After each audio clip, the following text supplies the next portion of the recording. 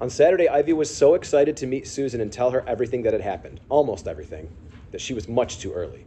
She sat in the old wagon playing Auld Lang Syne on the harmonica, the song her class could have played on the Colgate Family Hour. Last night on the radio, she'd heard Guy Lombardo's orchestra play it and people singing.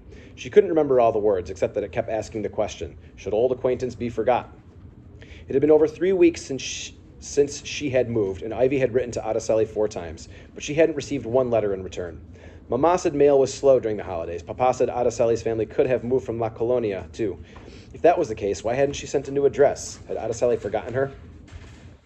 Ivy was happy to have her thoughts interrupted by Susan, who ran through the grove, carrying papers and calling her name. She climbed into the wagon and sat next to Ivy. Happy New Year! And to you, too! They hugged and filled each other in on their Christmas presents and how they'd spent their vacation.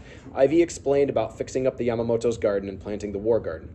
Kenny Yamamoto is coming home next weekend. If he likes Papa and how he was caring for the house and the farm, they will both sign the papers and say that we can stay here forever. You mean you might have to leave if Kenny Yamamoto doesn't like how your father is doing things? Ivy nodded. That's why I'm taking everything and making everything look nice. And, she grinned, I'm going to sell oranges and vegetables at Mrs. Yamamoto's stand and buy war bonds with the money. Do you want to join me? We'll be helping America. Oh, I want to. And I don't want you to ever leave, but I'm not sure if my parents will let me, because it's the Yamamoto's property. Don't worry, said Ivy. You can tell your father that my mother and I inspected the entire inside of the house. I didn't see any secret documents or anything that could help Japan win the war. It wasn't a lie, but the hidden closet still nagged at her. Susan chewed on her lip, thinking, if it's for the war and our soldiers, maybe they'll say yes. She smiled.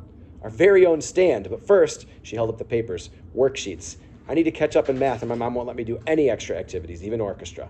The air warmed. Ivy took off Fernando's jacket, spread it out in the wagon, and sat on it.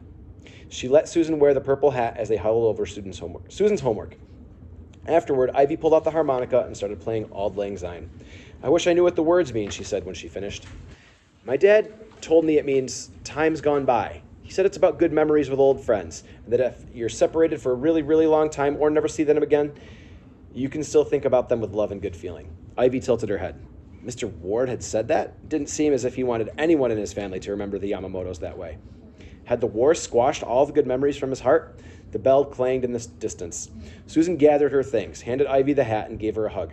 I'll tell my parents all about the orange and vegetable stand tonight, and that you inspected the house and the Yamamotos aren't spies, so it's perfectly safe. Fingers crossed they say it's okay. Ivy waved. Before Susan disappeared among the trees, she turned and held a hand in the air, fingers crossed. Ivy did the same.